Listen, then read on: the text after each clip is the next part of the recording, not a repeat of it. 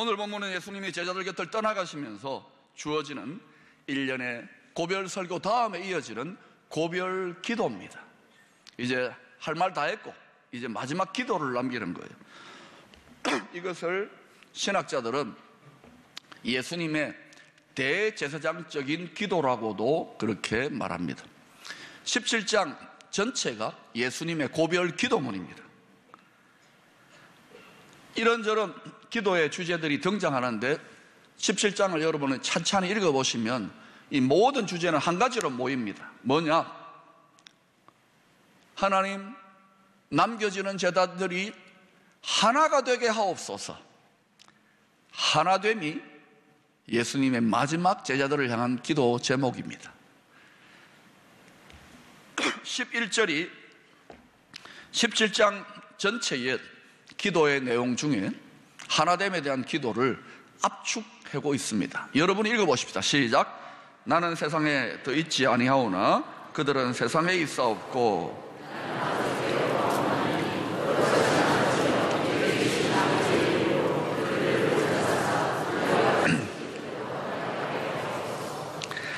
여러분이 지금 예수님의 입장이었다면 여러분은 과연 제자들을 위해 어떤 기도를 했을까요? 능력을 주십시오. 이들이 사명을 잘 감당할 수 있도록 더 많은 은사와 더 많은 자원들을 붙여주십시오. 형통하게 하옵소서, 강건하게 하옵소서, 풍요를 주시옵소서, 사명을 잘 감당하게 하옵소서, 이런 기도를 하시지 않았습니다. 가장 지혜로우신 하나님, 모든 역사를 완전하게 꿰뚫고 계시는 성자 하나님께서는 제자들을 향하여 우리와 같이 이들도 하나가 되게 하옵소서, 하나됨의 기도를 하셨어요. 이제 곧 예수님은 십자가에 죽으시고 부활하셨다가 승천하셔서 약속대로 보혜사 성령님을 보내주십니다. 그리고 우리가 잘 알듯이 사도행전에서 제자들은 120명이 마가다락방에 모여서 주님이 가르쳐준 대로 전심으로 기도하다가 열흘 만에 성령의 강력한 권능에 사로잡힙니다.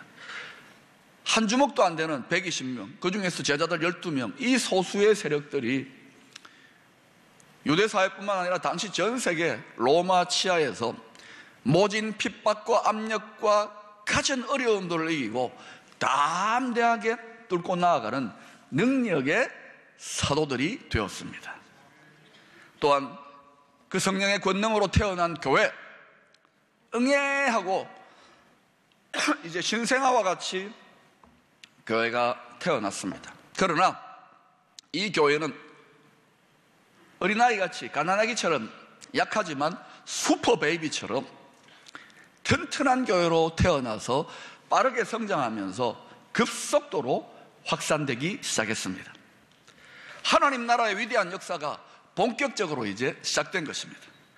예수님의 십자가와 부활로 인하여 죄와 사망의 권세를 움켜쥐고 왕노릇하던, 불법적으로 왕노릇하는 원수 마귀의 머리, 옛 뱀의 머리를 짓밟아버린 것입니다. 할렐루야.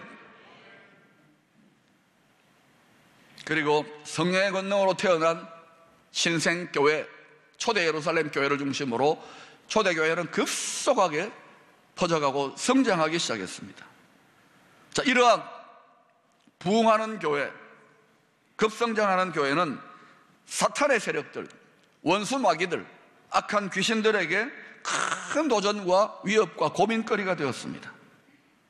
자, 그런데 주님은 바로 이 영적인 악한 세력들과 교회와 성도들이 앞으로 영적인 싸움을 벌이게 될 것을 내다보시고 이 원수마귀 사탄이 가장 즐겨 쓰는 수법이 사람들 사이에 미움과 오해뿐만 아니라 믿는 자들, 성도들 사이에 미움과 원한과 오해의 쓴뿌리를 뿌려가지고 이간질하고 분열시킬 것을 잘 아셨습니다.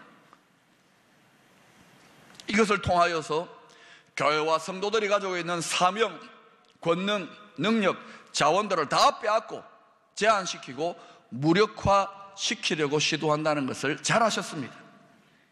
그래서 악한 원수의 괴계, 그냥 잔꾀가 아닙니다. 엄청나게 발달된 속임수, 이간질, 전략, 이런 것으로 말미암아 속수무책으로 당하지 말고 서로 사랑함으로 하나됨을 지킬 수 있도록 하나님께 기도하셨습니다. 여러분, 인류의 역사를 보세요. 미움과 정오와 억압과 차별과 전쟁으로 점철되어진 것이 인류 역사입니다. 전 세계 어느 나라 어느 민족을 가보세요. 전쟁이 없었고 싸움이 없었고 갈등과 다툼이 없었던 곳이, 투쟁이 없었던 곳이 한 군데도 없습니다. 지금도 전 세계 곳곳에서 부분적이지만 분노가 폭발해가지고 일어나는 각종 전쟁과 테러가 있습니다. 이 분노가 개인 가운데에, 가정 가운데에, 교회 가운데에 터져나오면 어떻게 됩니까? 교회가 갈라지고 법정 소송을 하게 되고 부부는 이혼하게 되고 개인은 개인대로 교회 곳곳, 세상 바깥에서 일어나는 살인, 폭력, 이런 소식들을 우리는 심심찮게 듣지 않습니까? 엄청난 이야기들, 이것들이 왜 일어납니까? 분노가 폭발하는 거예요. 쌓이고 쌓이다가 폭발하는 겁니다. 이간질과 거짓말과 속임수의 천재 사탄의 세력들은 개인과 가정과 공동체와 나라를 서로 다투게 하고 분열시키고 분쟁케 하여서 결국은요, 좋은 것을 주는 것 같지만 속이지만은 망하는 길로 물귀신처럼 끌고 간다는 것을 통찰해야 됩니다. 도적질하고 죽이고 멸망시키려는 것이 마귀의 궁극적인 목표입니다. 주님이 분명히 말씀하셨죠.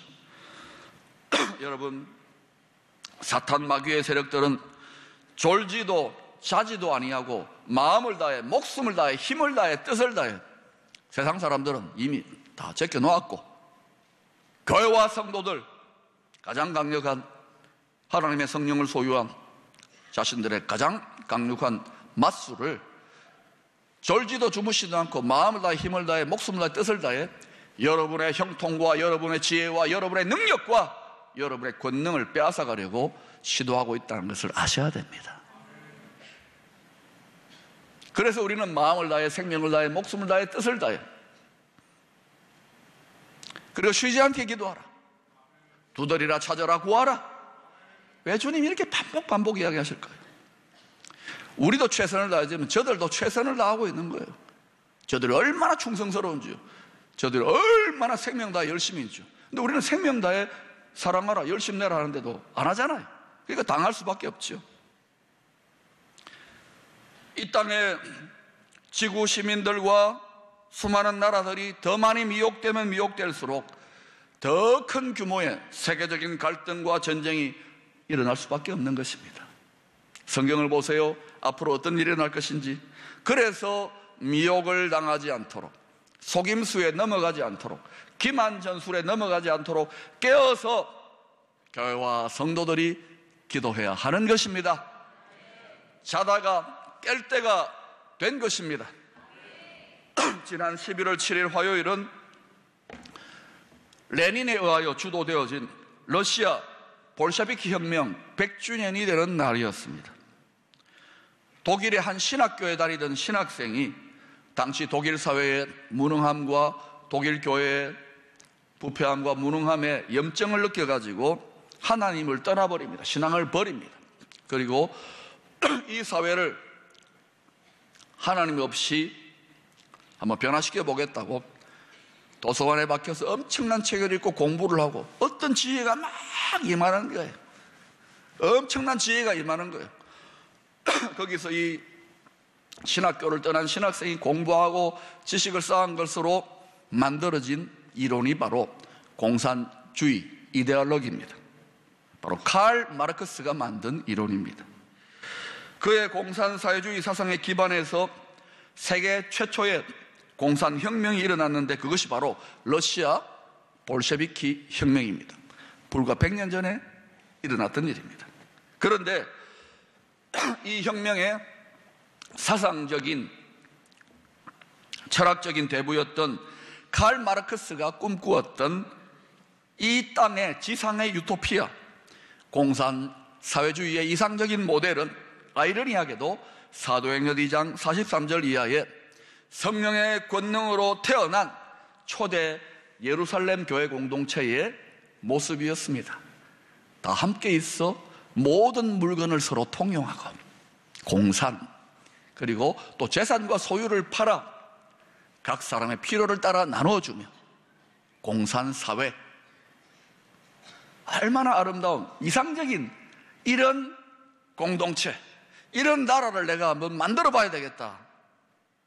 그런 이러한 이상적인 공동체를 이루기 위한 도구로 하나님에 대한 믿음, 인간의 죄성을 이기게 하는 성령의 권능을 버려버리고 하나님 없이 계급투쟁,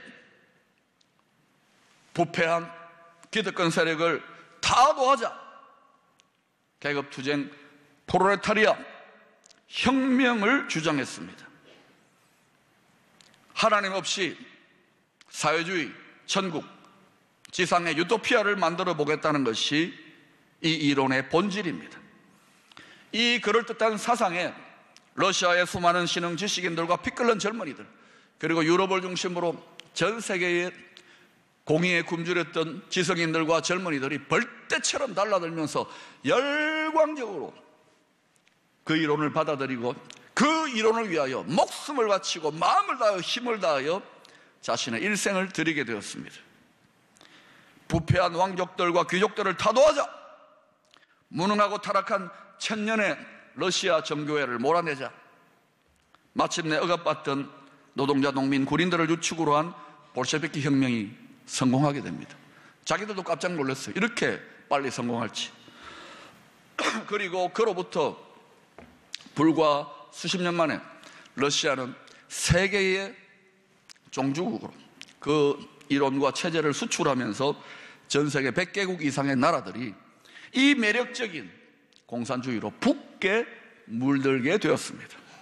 어쩌면 이것은 당시에 또 유럽에, 러시아에 무능했던, 심지어는 부패했던 교회들에 대한 하나님의 심판적 징계였을지도 모릅니다. 레닌이 죽고 스탈린이 1924년부터 1953년까지 약 30년 동안 소비에트 공산주의 공화국의 막강한 권력을 움켜쥐게 됩니다. 스탈린 역시 한때 러시아 정교회의 성직자가 되기를 꿈꾸었던 신학생으로 신실한 믿음을 버려버리고 공산주의 혁명 사상에 심취해서 열광적으로 그 투쟁의 대열에 들어서서 마침내 권력을 움켜쥐게 됩니다. 그리고 자신의 이상과 신념대로 공산주의 혁명을 통하여 이 러시아 땅에 이상국가를 이루고자 열심을 냅니다. 이 공산주의 이상의 걸림돌이 되는 자들은 반동분자로 몰아서 수많은 사람들이 처형을 당합니다. 그 숫자는 고무줄 늘어나듯이 작게 많게 이렇게 이야기되지만 하여튼 많은 사람들이 죽었습니다. 그리고 소련 전역에 악랄한 정치범 수용소, 시베리아, 따뜻할 때가 영하 30도, 겨울에 50도 이렇게 되는 정치범 수용소, 악명 높은 굴라그를 만들어서 3대에 걸쳐서 연좌제를 적용해가지고 할아버지가 잘못해도 아들, 손자까지 다 집어넣습니다. 거기에 수많은 미성년자들이 조상 잘못 두었다는, 반동 조상 두었다는 그러한 것으로 영문도 모르고 갓난 애기들이 영하 30도, 50도 되는데 갇혀서 혹독하게 고통당했습니다. 또한 그가 다스리던 때에 세계적인 우크라이나 곡창지대가 싹 말라버리고 협동농장 제도가 실패함으로 말미암아 최소한 700만 명에서 800만 명 이상이 굶어 죽었습니다. 그리고 당시에 보고서를 보면 상상을 초월하는 많은 일들이 일어났습니다. 그럼에도 스탈린은 집권 기간 동안 만능의 천재, 빛나는 태양, 위대한 지도자 등으로 불리우며 사실상 하나님이 되어갔습니다. 어린애들은 태어나면은 스탈린 대원수 만세를 외치면서 시작을 해야 됩니다. 엄마, 아빠가 아닙니다. 스탈린은 공산주의를 전 세계로 전파하는 마치 기독교의 사도 바울처럼 위대한 지도자요 만민들의 영웅으로 추앙받았습니다. 이 고약한 영웅을 그대로 본받아서 모델로 삼았던 더 뛰어난 제자가 바로 지금도 인민들의 가슴 속에 영원토록 살아계시는 위대한 수령님입니다. 이 세상에 유토피아를 만들자, 이 땅에서 더 많은 사람들이 더 공평하게 더 잘 살게 해주겠다, 틀린 말이 아니죠. 말은 그럴듯합니다. 피가 끓게 만드는 꿈이요 비전입니다. 저도 그냥 따라가고 싶습니다. 그런데 그 방법이 부패한 세력들을 계급투쟁을 통해 정의의 심판을 내리고 철퇴를 내리면 더 좋은 세상이 온다. 그런데 문제는 하나님이 없습니다. 용서가 없습니다. 사랑이 없습니다. 오직 타도의 대상만이 있을 뿐입니다. 원수만이 있을 뿐입니다. 그들도 사랑하지요. 오직 이 이상을 위하여 생명 거는 자들끼리만 사랑합니다. 인간이 정의의 판단의 보좌에 올라서서 선악과를 따먹으로 말미암아 최고의 하나님의 보좌에 올라서 사람들을 damnation 심판을 해버립니다. 하나님도 없고 인간은 물질적인 존재이기 때문에 죽으면 끝장이야. 간단하게 파리복습처럼 사람이 죽어나갑니다. 결국 인간의 능력과 지혜로 이 땅의 지상의 낙원을 만들어 보려고 생명을 다하며 열심을 다했는데도 끔찍하게도 지옥을 끌어올리고 만 것은 아닌지, 이 과거의 지난 20세기의 100년의 역사를 여러분은 모르는 척하고 넘어가면 안 됩니다. 샅샅이 보아야 합니다. 좋은 말, 그럴듯한 사상, 가문이설의 뿌리가, 듣기 좋은 말들이 그 뿌리가 어디에 있는지 분별해야 됩니다. 물론 우리 자유 대한민국은 그런 사상에 휘둘릴 리가 없다고 저는 생각합니다만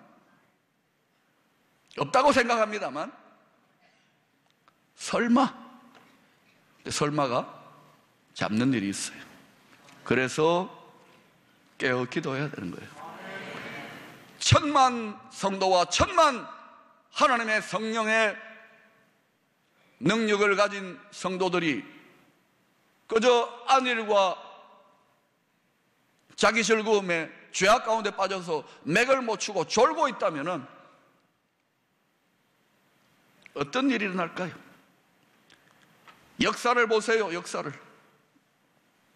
주님은 믿지 않는 세상 사람들만이 아니라 심지어 주님을 신실하게 따르기를 원하는 제자들, 교회조차도 사탄에게 미혹당하여 서로 원망하고 다투고 분열할 수 있다는 사실을 잘 아셨습니다. 오늘날 그런 일들이 전 세계 가운데 일어나고 있고, 우리 한국교회는 어떻습니까? 많은 세계 선교를 하고 1000만 그리스도인 6만 교회를 자랑하고 있는데, 교회 지도자들 더 깊이 교회를 들여다보는 분들은 어떻습니까? 주님께서는 그저 하나 되라고 기도만 하신 것이 아닙니다. 주님께서 십자가를 지신 것은 무엇입니까? 화평의 길, 막힌 담을 원수된 것을 허무시는 화목의 길, 하나됨의 길을 몸소 자신의 몸을 깨트려 보여주신 것입니다. 기도만 한 것이 아닙니다. 몸소 끝까지 순종하신 거예요. 여러분도 마찬가지입니다. 이 민족을 위하여 기도해야 됩니다. 뿐만 아니라 여러분의 육적 자아를 깨뜨려서 자기 십자가를 지고 하나됨으로 사랑하는 자리로 나아갈 수 있기를 바랍니다. 여러분 마음에 아무런 원수도 없게 되기를 바랍니다. 모두 다 사랑할 수 있기를 바랍니다. 심지어 악한 이단들까지 눈물로 기도하며 회개할 수 있도록 기도해야 됩니다. 저쪽에 고통하는 사람들, 그쪽에 뚱뚱한 친구까지 우리가 가슴을 품고 예수 믿고 천국 가고 구원받아라고 축복해야 됩니다.